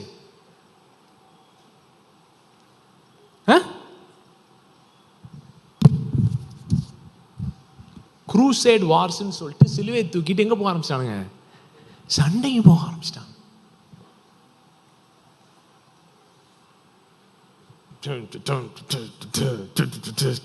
ஃப்ரண்ட்ல சிலுவை போய்கிட்டு இருக்கு. சொல்லுங்க, ரொம்ப பொறுமையா இருக்காருங்க ஆண்டவர்.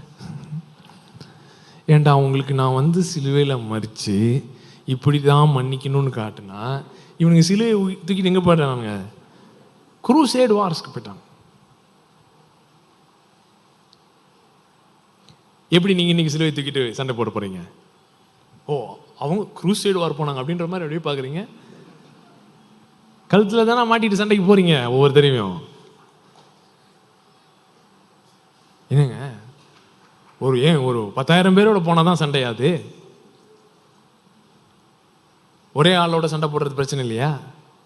சொல்லுங்க, உங்களுடைய குரூசைடு வார்களை நிறுத்தவும், சிலுவை ஏந்திய உங்களுடைய போராட்டங்களை நிறுத்தவும்.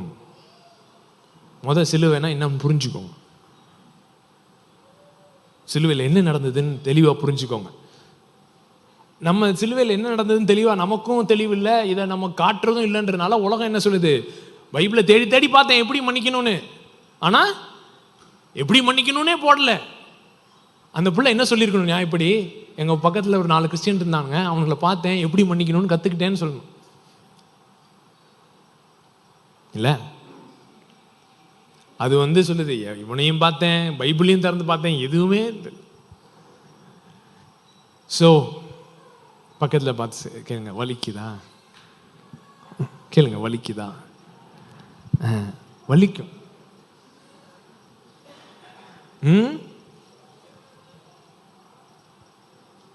வலி இல்லாத இடங்களிலே வலி உண்டு ஆக்குவார். கவலைப்படாதே. வலி இல்லாமல் இருக்கிறீர்களா? வலி இல்லாத இடங்களில் வலி உண்டாக்குவார் இந்த இயேசு. அப்படித்தான் இருக்கும் சில நேரம். மன்னிக்க ஆரம்பிச்சிங்கன்னா இங்கெல்லாம் இதுக்கு முன்னாடி வலிச்சதே இல்லையா, அங்கெல்லாம் வலிக்குதேன்னு தெரியும். என்னடா எங்கெங்கேயோ வலிக்குதுன்னு தெரியும். அதுதான் மன்னிப்பு. மன்னிக்கும் போது ஆண்டவர்கிட்ட போய் இந்த சிலுவையில் என்ன செய்யணும்? நீங்கள் நிற்கணும். நின்று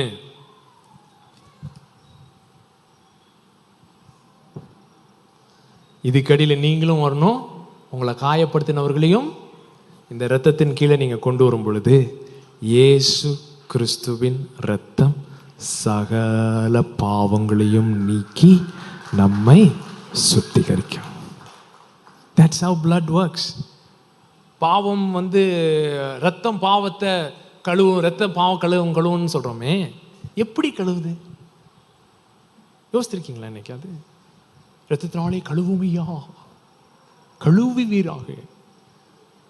எப்படி கழுவும்?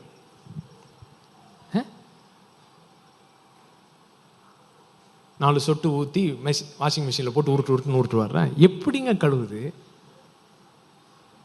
ரத்தம் கழுவும்னா இந்த ப்ராசஸ் மூலமாக நீங்கள் போகும் பொழுது நீங்கள் சுத்திகரிக்கப்படுகிறீர்கள்.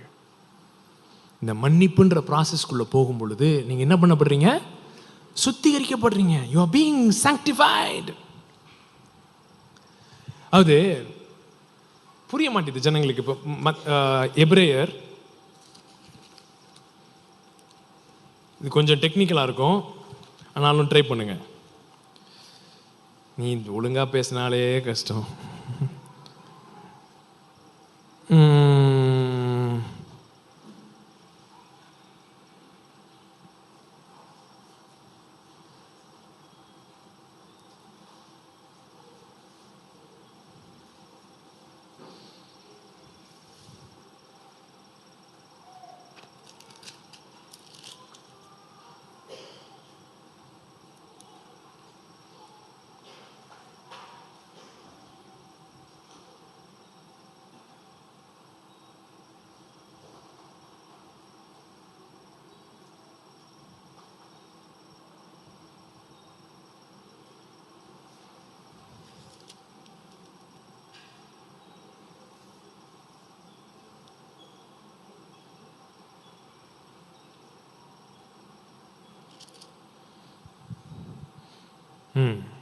எபிரேயர் 9ஆம் அதிகாரம்.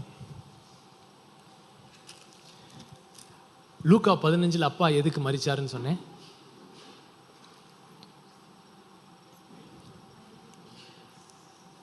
அவருடைய சுதந்திரம் யாருக்கு வரணும்னு, பையனுக்கு வரணும்னு சொல்லி என்ன செஞ்சாரு?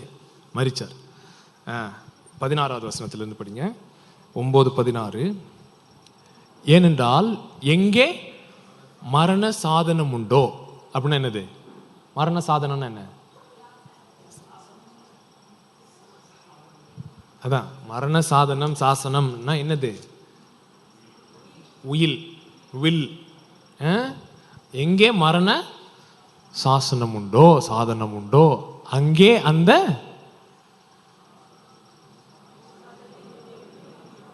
எழுதினவனுடைய மரணமும் உண்டாக வேண்டும்.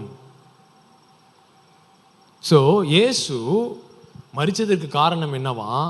புது உடன்படிக்கை அப்படின்ற சுதந்திரத்தை நமக்கு கொடுக்கணும்ன்றதுனால அவரே உயிலையும் எழுதி அந்த உயிலை எஃபெக்டுக்கு கொண்டு வர்றதுக்காக தன் ஜீவனையும் கொடுத்தாராம். அடுத்தது எப்படி எனில், மரணம் உண்டான பின்பே மரண சாசனம் உறுதிப்படும், அதை எழுதினவன் உயிரோடு இருக்கையில் அதற்கு பலன் இல்லையே. எழுதி வச்சிருக்கலாமா இருக்கும், ஆனா மரணம் தான் அதுக்கு என்ன பண்ணுதான்? எஃபெக்ட் கொடுக்குதான். ஸோ புது உடன்படிக்கை பண்ணணும் அப்படின்னு முடிவு பண்ணி அதுக்கு எஃபெக்ட் கொடுக்கறதுக்காக தன் ஜீவனையே கொடுக்கிறார். தன் ஜீவனையே கொடுக்கிறார். அந்தபடி முதலாம் உடன்படிக்கையும் ரத்தம் இல்லாமல் பிரதிஷ்டை பண்ணப்படவில்லை. இதுக்கும் பாவ மன்னிப்புக்கும் டைரக்ட் கனெக்ஷன் கிடையாது. Putting covenant into effect. Blood puts covenant into effect. சொல்லுங்க, blood puts covenant into effect. உடன்படிக்கையை வேலை செய்ய வைக்கிறது என்னதுதான்? ரத்தம். டைரக்டா பாவ மன்னிப்புக்கும் ரத்தத்துக்கும் இந்த கான்டெக்ட்ல சம்பந்தம் இல்லை. சரிங்களா?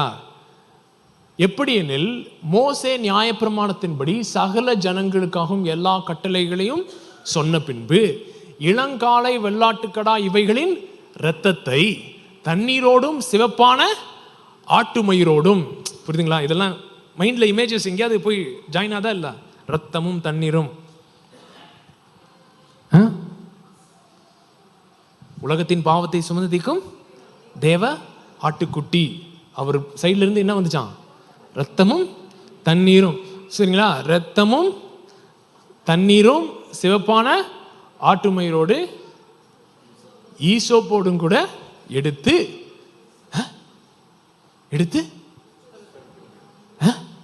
சத்தமா சொல்லுங்க. புஸ்தகம். எந்த புஸ்தகம்?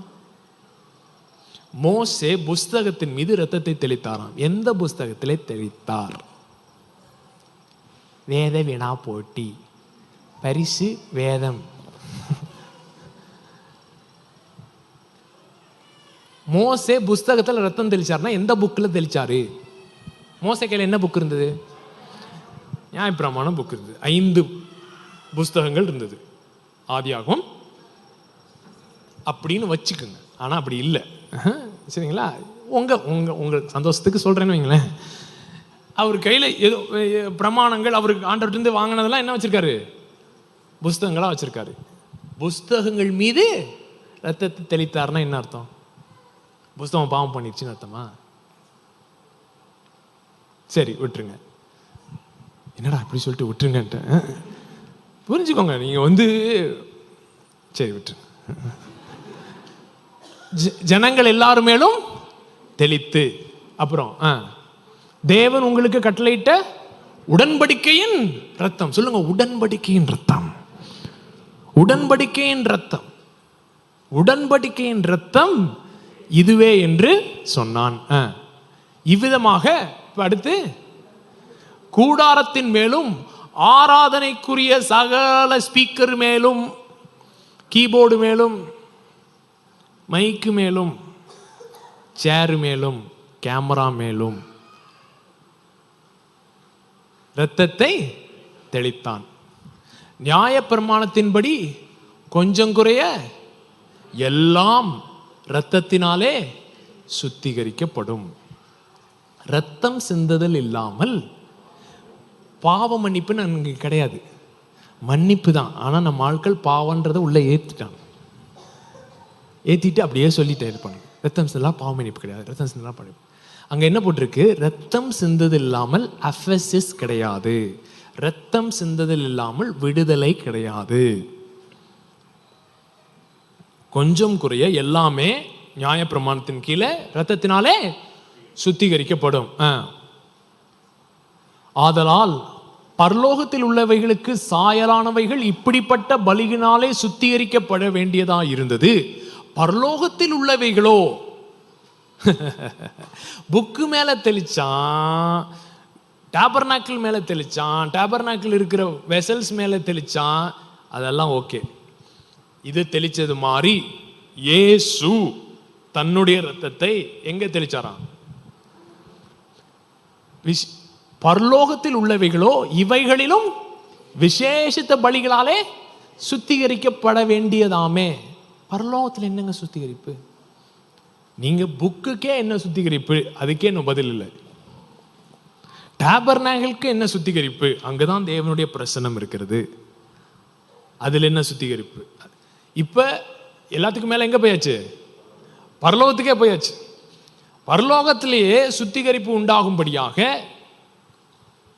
அதுக்கு ஒரு பிரசங்கியார் என்ன சொல்றாருன்னா, பரலோகத்திற்கு ஏன் சுத்திகரிப்பு வேண்டும் என்றால், அப்பப்போது லூசிஃபர் அங்கே வந்து சென்றான். லூசிஃபர் வந்து சென்றபடினாலே யோபுவின் காலத்திலே தேவன் லூசிஃபரோடு பேசினதினாலே அவனுடைய கால்ச்சுவடிகள் அங்கே இருந்ததினாலே அதை அழிக்கும்படியாக இயேசு கிறிஸ்து தன் ரத்தத்தை எடுத்து சென்றான். லூசிஃபர்லாம் ப்ராப்ளம், நீ ஏன் இருக்க? அவருக்கு லூசிஃபர் தான் பிரச்சனையா? பரலோகத்தில் உள்ளவைகள் இவைகளிலும் விசேஷ பலியினால் சுத்திகரிக்கப்பட வேண்டியதாமே. அந்தப்படி மெய்யான பரிசுத்த ஸ்தலத்திற்கு அடையாளமான கையினால் செய்யப்பட்டதாய் இருக்கிற பரிசுத்த ஸ்தலத்தில் கிறிஸ்துவானவர் பிரவேசியாமல் பரலோகத்திலே தானே இப்பொழுது நமக்காக தேவனுடைய சமூகத்தில் பிரதிஷ்டமாகும்படி பிரவேசித்திருக்கிறார். பிரதான ஆசாரியன் அந்நிய இரத்தத்தோடு வருஷந்தோறும் பரிசுத்த ஸ்தலத்திற்குள் பிரவேசிக்கிறது போல அவர் அநேகந்தரம் தம்மை பலியிடும்படிக்கு பிரவேசிக்கவில்லை. அப்படி இருந்ததனால் உலகம் உண்டானது முதற்கொண்டு அவர் அநேகந்தரம் பாடுபட வேண்டியதா இருக்குமே. அப்படி அல்ல, அவர் தம்மை தாமே பலியிடுகிறதுனாலே பாவங்களை நீக்கும் பொருட்டாக இந்த கடைசி காலத்தில் ஒரே தரம் வெளிப்பட்டார். ஒண்ணுமே புரியல அப்படின்ற மாதிரி உட்காந்துருக்கீங்க. என்ன மேட்டர்னா, இப்ப பிரதான ஆசாரியன் ஒவ்வொருத்தரையும் எந்த ரத்தத்தை எடுத்துட்டு போறானா? தான் ரத்தத்தை எடுத்துட்டு போல, ஆட்டுக்கடா மாட்டுக்கடா. அந்த ஆட்டுக்கடா ரத்தம் என்ன சொல்லிட்டே போகுது? கேட்காம கொண்டுட்டாயா, இழுத்துட்டு கொண்டுட்டாயா, அப்படிதான் அந்த ரத்தம் சொல்லுது. ஆபேல் முத கொண்டு ரத்தம் என்ன சொல்லிட்டே இருக்குது? என்ன கொண்டுட்டானுங்க.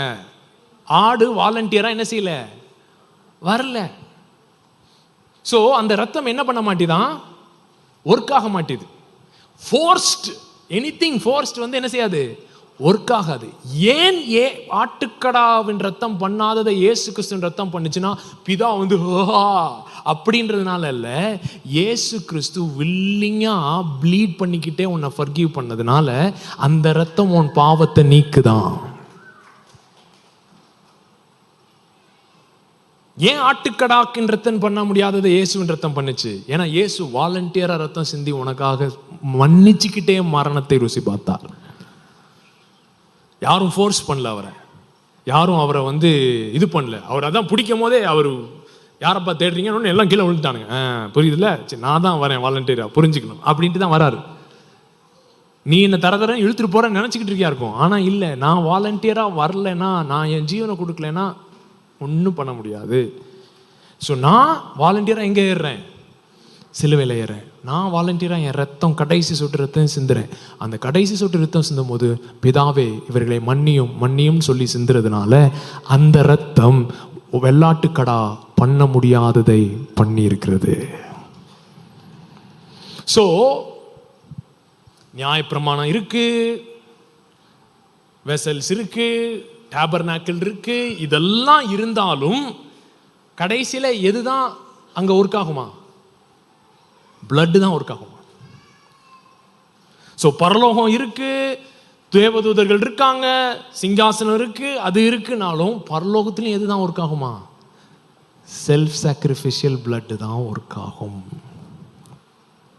ஸோ பரலோகத்தை பரலோகமாக வைக்கிறது எதுவா? இந்த தன்னையவே கொடுக்கிற அன்பு, தன்னையவே ஊற்றுகிற அன்பு, அதுதான் பரலோகத்தையே பரலோகமாக வைக்குது. அது இல்லைன்னு வச்சுக்கோங்களேன், பரலோகம் எப்படி இருக்காது? பரலோகமா இருக்காது. If the copies of the heavenly has to be cleansed with the blood, then the true has to be cleansed with the blood, but with a better sacrifice. புரியுதுங்களா?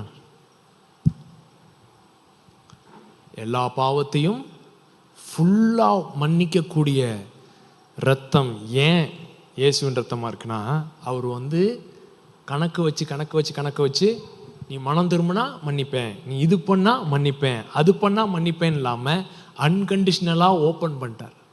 நீ என்னதான் பண்ணாலும் நான் மன்னிக்கிறதா முடிவு பண்ணிட்டேன்.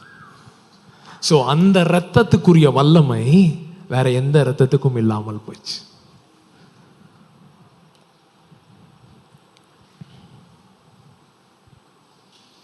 ஸோ அந்த ரத்தத்துக்கு கீழே நம்ம வந்து நிற்கிறோம், அந்த ரத்தத்தில் பங்கெடுக்கிறோம், வாரம் வாரம் கம்யூனியன் உங்களுக்கு தெரிஞ்சதுன்னா நீங்கள் உங்களுடைய குரூசேட் வார்களை நிறுத்துவீர்கள். சும்மா ஏதோ கொடுக்குறாங்க போல இருக்கு, நம்ம வாங்கி அப்படி வாங்கி வாயில போட்டுக்குவோம் அப்படின்னு போட்டுக்கிட்டீங்கன்னா ஒன்றும் செய்யாது. There is power on the cross. That power is the most powerful thing that made Rome kneel down.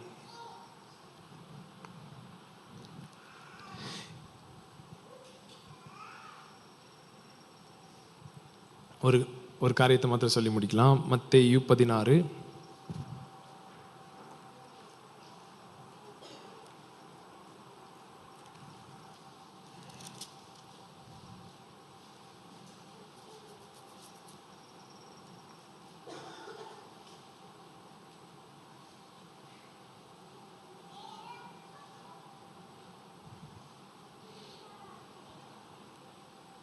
பேதுருட்ட வந்து சொல்றாரு, நான் யாருன்னு சொல்றாங்க? இதுதான் கிறிஸ்து. எப்பா இது ஃப்ளஷ் அண்ட் பிளட் உனக்கு என்ன செய்யல, வெளிப்படுத்தல, பிதாவே உனக்கு ரெவலேஷன் கொடுத்துருக்காரு அப்படின்னு சொல்லி முடித்த பிறகு 21ஆம் வசனம், அது முதல் இயேசு தாம் எருசலேமுக்கு போய் மூப்பராலும் பிரதான ஆசாரியராலும் வேத பாரகராலும் பல பாடுகள் பட்டு கொலையுண்டு 3ஆம் நாளில் எழுந்திருக்க வேண்டும் என்பதை தம்முடைய சீஷர்களுக்கு சொல்லத் தொடங்கினார். சரி, இவனுக்கு மேசியான்னு புரிஞ்சுக்கிட்டாங்க. ஸோ இவங்ககிட்ட நம்ம மேசியா எப்படின்றத சொல்லிடுவோன்ட்டு சொல்றாரு. எப்பா நம்ம நேராக டைரெக்டாக எங்கே போகிறோம்? எருசலேமுக்கு போகிறோம். என்னை பிடிப்பாங்க, அடிப்பாங்க, துவைப்பாங்க, சிலுவையில் அறிவாங்க. ஆனால் 3ஆம் நாள் நான் என்ன செய்வேன்? உயிரோடு வருவேன். அப்பொழுது பேதுரு அவரை தனியே அழைத்து கொண்டு போய், பக்கத்தில் பார்த்து சொல்லுங்க, பேதுரு, இயேசுக்கே நம்ம என்ன செய்வோம்? அட்வைஸ் கொடுப்போம். நம்மளாம் அப்படித்தான். இந்த ப்ராப்ளம் எப்படி நீங்கள் சால்வ் பண்ணணும்னா, ஆண்டவரே, நம்ம நிறைய நேரம் ஜெபம் பண்ணுறதே அப்படித்தான். இதை நீங்கள் இப்படி பண்ணி அப்படி பண்ணிங்கன்னா இது வந்து ஈஸியாக சால்வ் ஆயிடும். இதுக்கே இவ்வளோ நேரம் எடுத்துக்கிட்டு இருக்கீங்க? அந்த மாதிரி இயேசு தனியே அழைத்து கொண்டு போய் பேதுரு என்ன சொன்னானா? இது உமக்கு நேரிடக்கூடாது. எது? இது உமக்கு நேரிடக்கூடாது. இது யாருக்கு தான் நேரிடும்? போலி மேசியாக்கு தான் நேரிடும். நீர் தான் ட்ரூ மேசியா. என்னங்க நீங்க எல்லாம் போலி மேசியா போற மாதிரியே நானும் போவேன்றீங்க? கான்செப்டே புரியாம இருக்கீங்களே. இன்னும் ஐயோ, இது உமக்கு நேரிடக்கூடாது, இது உமக்கு சம்பவிப்பது இல்லை சொல்லிட்டான். அதெல்லாம் முடியாதுங்க, இது நடக்காது, நடக்கிற மேட்ரிக் கிடையாது என்று அவரை கடிந்து கொள்ள தொடங்கினான். பக்கத்தில் சொல்லுங்க, உனக்கு நம்பிக்கை இருக்கு. அவரோ திரும்பி பேதுருவை பார்த்து, எனக்கு பின்னாக போ சாத்தானே, நீ எனக்கு இடரலா இருக்கிறாய். தேவனுக்கு ஏற்றவைகளை சிந்தியாமல் மனுஷருக்கு ஏற்றவைகளை சிந்திக்கிறாய் என்றார். அப்பொழுது இயேசு தம்முடைய சீஷர்களை நோக்கி, ஒருவன் என்னை புரியுதுங்களா கான்செப்ட்? அப்பொழுது இயேசு சீஷர்களை நோக்கி, டே, கிங்டம் ஆமா, மேசியா ஆமா, ராஜா ஆமா, ஆனா நீ என் பின்னாடி வர விரும்பினால், இந்த ராஜ்யத்தை பூமியிலே ஸ்தாபிக்க விரும்பினால், நீ என் ராஜ்யத்தில் பங்குள்ளவனா இருக்க விரும்பினால் எப்படி பண்ண போறோம்? குதிரையில ஏறி நேரா ரோமுக்கு வண்டியை ஓட்டு, வந்துட்டேன்னு சொல்லு.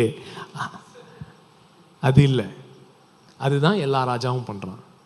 நான் பண்ண விரும்புறது, I want to go and bleed and forgive and set the kingdom. ஒருவன் எனக்கு பின்னே வர விரும்பினால் அவன் தன்னைத்தான் வெறுத்துனா செல்ஃப் ஹேட்ரட் கிடையாது. இயேசு தன்னையவே வெறுத்ததுனாலே கொடுத்தாரு. புரியுதுங்களா? தன்னைத்தான் வெறுத்துனா நீங்க நிறைய, அதுதான் நீங்க நல்லா சூப்பரா பண்றீங்களே. கண்ணாடியில் கூட உங்களே நீங்களே பார்க்க முடியல. தன்னைத்தான் வெறுத்து அப்படின்னா நீங்க தான் இயேசுனுடைய சீசரா? அது கிடையாது. இது it's not talking about self hatred, it's talking about self giving.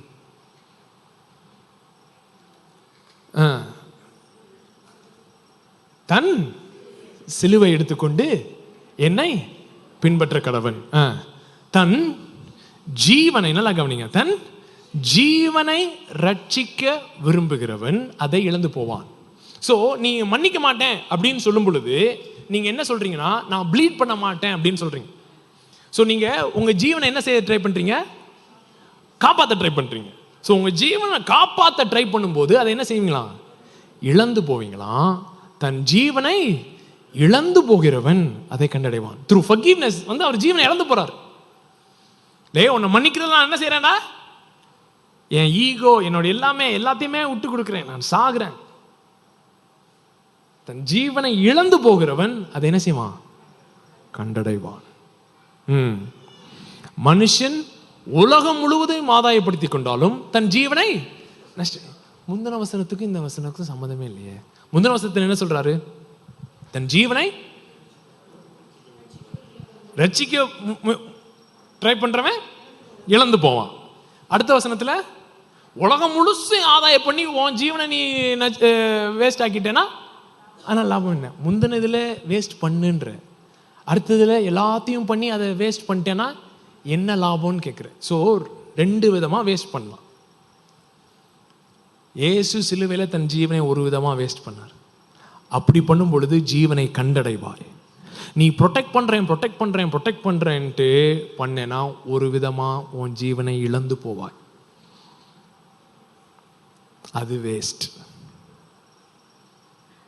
புரியுதுங்களா நான் பேசுறது? Self protection. In the name called self protection, we are holding on to bitterness. No. Self protection. Bitterness doesn't protect you. bitterness destroys you.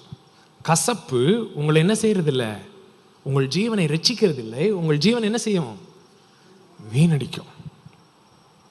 ஆனால் நீங்கள் இழந்து மன்னிப்பினால அதை இழக்கும் பொழுது நீங்கள் ஜீவனை என்ன செய்வீங்க, கண்டடைவீர்கள். ஓகே, எல்லாம் எழுதுன்னு இருக்கும்.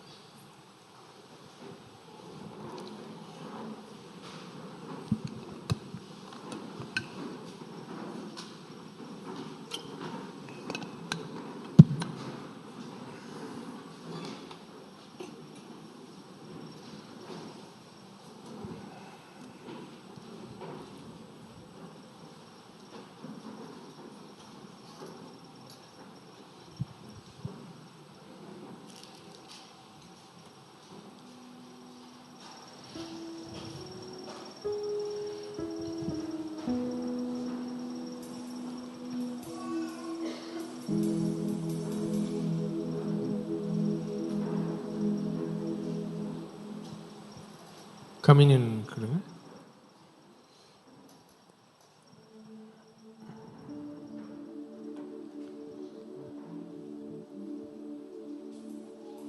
I want you to look at the cross.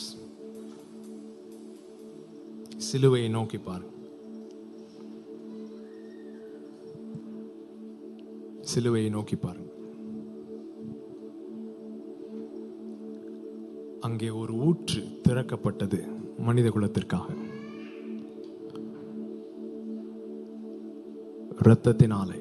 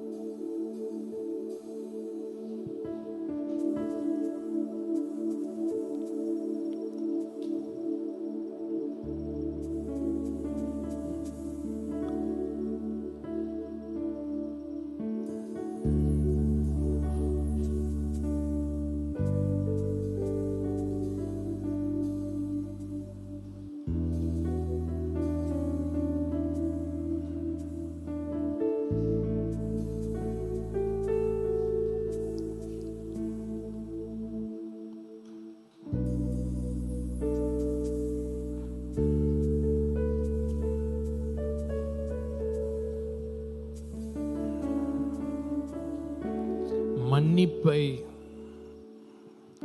பெற்றுக்கொள்ளாமல் மன்னிப்பது கஷ்டம்.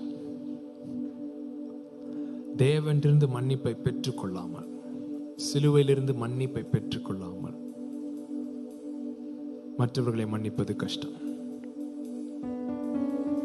ஸோ நம்ம சிலுவைட்ட போய் நிற்கிறோம்னா முதல்ல நமக்கு அது ஒரு ஹம்பிளிங் ப்ராசஸாக இருக்குது பாருங்களேன். எனக்கும் மன்னிப்பு தேவை அப்படின்றத அக்னாலேஜ் பண்ணுறவன் தான் எங்கே போய் நிற்பான், சிலுவையில் போய் நிற்பான். எனக்கு தேவையில்லை, நான் பெருசாக ஒன்றும் தப்பு பண்ணல, நான் யாருக்கும் எதுவும் கெடுதி செய்யலை, நான் நல்லா தான் இருக்கேன். அப்படி இருக்கும் பொழுது யாராவது ஒருத்தவங்க நமக்கு விரோதமாக நம்ம எதிர்பார்க்காத காரியங்களை செய்யும் பொழுது அவங்கள மன்னிக்கிறது நமக்கு கஷ்டமாகுது. ஏன்னா நம்முடைய மன்னிப்பின் அவசியம் நமக்கு தெரியாமல் இருக்கு. ஸோ நீங்கள் கம்யூனியனில் வந்து எடுக்கிறீங்கன்னா எதை முதல் நீங்கள் அக்னாலேஜ் பண்ணி ஆகணும், யாருக்கு மன்னிப்பு தேவைப்படுதோ இல்லையோ எனக்கு ரொம்ப தேவைப்படுது, அதை நீங்கள் தாராளமாய் கொடுத்துருக்கீங்க எனக்கு அப்படின்றத நம்ம அக்னாலேஜ் பண்ணுறோம். திரளான மீட்பு உம்மிடத்தில் இருக்கிறது, உமக்கு பயப்படும்படிக்கு உம்மிடத்தில் மன்னிப்பு உண்டு.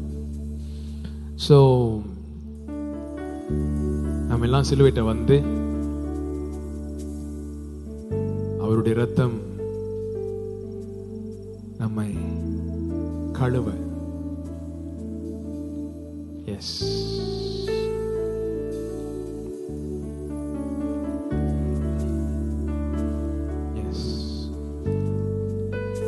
இதை வாங்கி புசியுங்கள், இது உங்களுக்காக பிற்கப்படுகிற என்னுடைய சரீரமாக இருக்கிறது.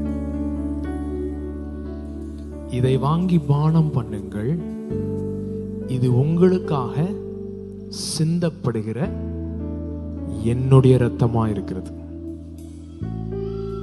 இது உங்களுக்காக சிந்தப்படுகிற என்னுடைய இரத்தமாக இருக்கிறது. Oh, the blood of Jesus.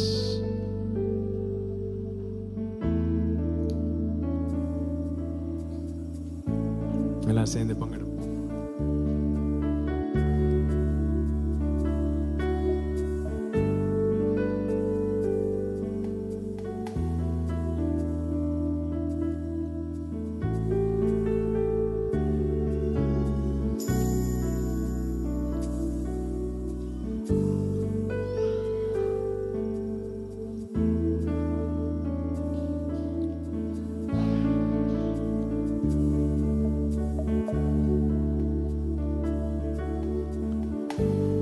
நம்ம மன்னிக்க கஷ்டப்படுற, ரொம்ப மன்னிக்க கஷ்டப்படுற ஒரு ஆள் யாருன்னா நம்ம. சில நேரம் மற்றவங்கள கூட மன்னிச்சிட முடியும், ஆனா நம்மளை மன்னிக்கிறதுக்கு என்ன பண்றோம்? ரொம்ப கஷ்டப்படுறோம்.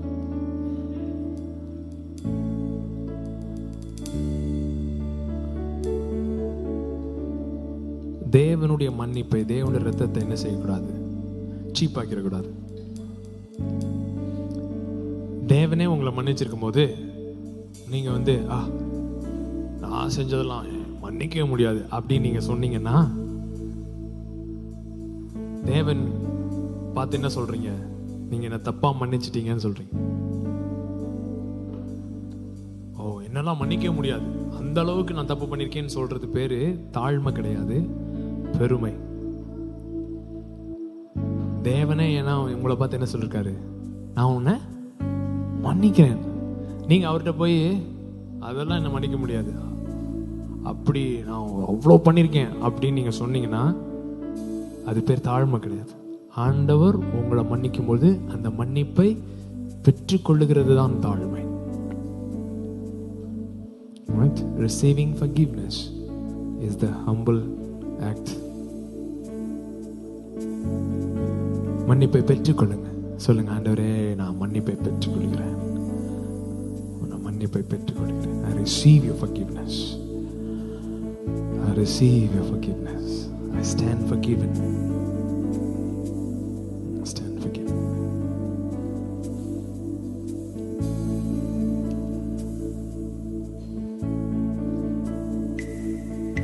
பரலோகத்தில் யார் இருக்க போறா? மன்னிக்கப்பட்டவர்கள் தான் இருக்க போறாங்க. நரகத்தில் யார் இருக்க போறா? மன்னிக்கப்பட்டவர்கள் தான் இருக்க போறாங்க. என்ன வித்தியாசம்? ஒருத்தன் மன்னிப்பை, இன்னொருத்தன் எனக்குலாம் வேணாம். ஆனா ரெண்டு பேருக்குமே என்ன வழங்கப்பட்டது? மன்னிப்பு வழங்கப்பட்டது. ரெண்டு பேரும் மன்னிக்கப்பட்டவர்கள் தான். சோ மன்னிப்பை பெற்றுக்கொள்ளுங்க, ரிசீவ் பண்ணுங்க. அவர் மன்னிக்கிறதுன்றது ஒன்னது, அதை நீங்க ரிசீவ் பண்றதுன்றதுதான் ரொம்ப முக்கியம். Receive, receive, receive, receive.